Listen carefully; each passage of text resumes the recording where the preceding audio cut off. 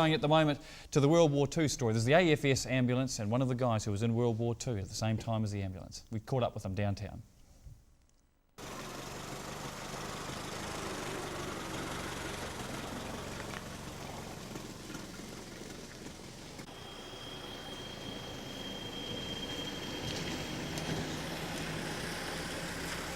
How close is this ambulance to the real thing?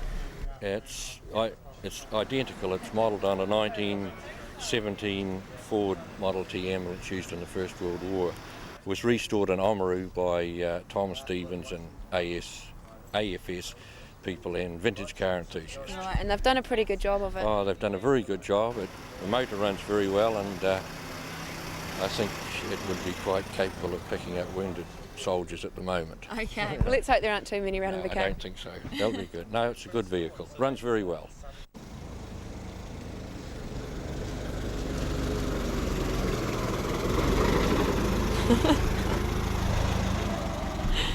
Did that bring back memories, Watty? It sure does. Wow, I see. Yeah. Now, did you ever go on one of these in World War II? No, I was lucky enough to keep out of them. Do you remember them coming to any of the battles that you were in or anything? Yes, I do, yes. Yes, I was at Alamo and we didn't see much of them until we started to move. Once we started to move forward in convoy, Yeah.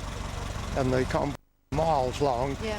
the AFS ambulances were always there in case they were needed. Right. Yes. So they were used a lot. They were definitely used a lot, yeah. Tell me, Watty, do you know anyone that ever had to be carried in one of these? Yes, I do. He's still alive and he lives in Invercargill. And his name's Don Whitelaw. Tell me, where did the AFS scholarship originate?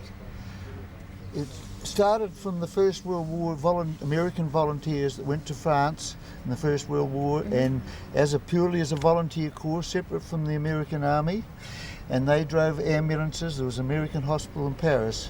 By the end of the First World War, there was 2,500 of them. So they drove ambulances just like this one? Just like this. They had, I don't know how many, but there's only one of the original ones left in Paris now. So they were used in the First World War? Yes. And then after that? They went home, the American volunteers, but at the outbreak of the Second World War, they volunteered again, and they served in most sectors of the Second World War, again as a volunteer corps. There's quite a few New Zealanders had the dubious pleasure of having a ride in their ambulances. Yeah. There's one man we know of in Winton. It was picked up by them in Italy.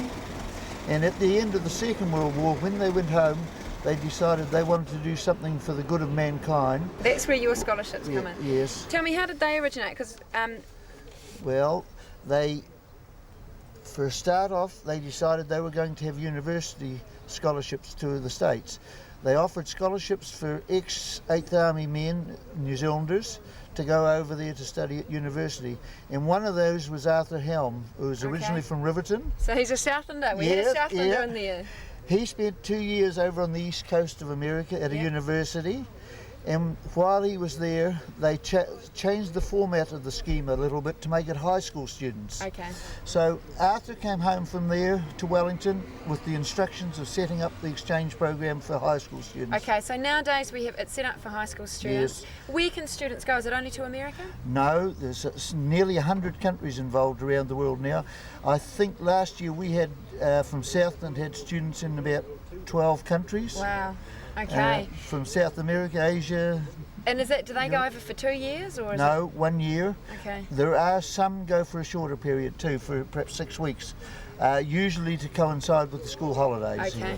So it all started off with these old ambulances here, and it yes. spread to some American field scholars heading over to America, and nowadays students here in Invercargill can help spread the peace.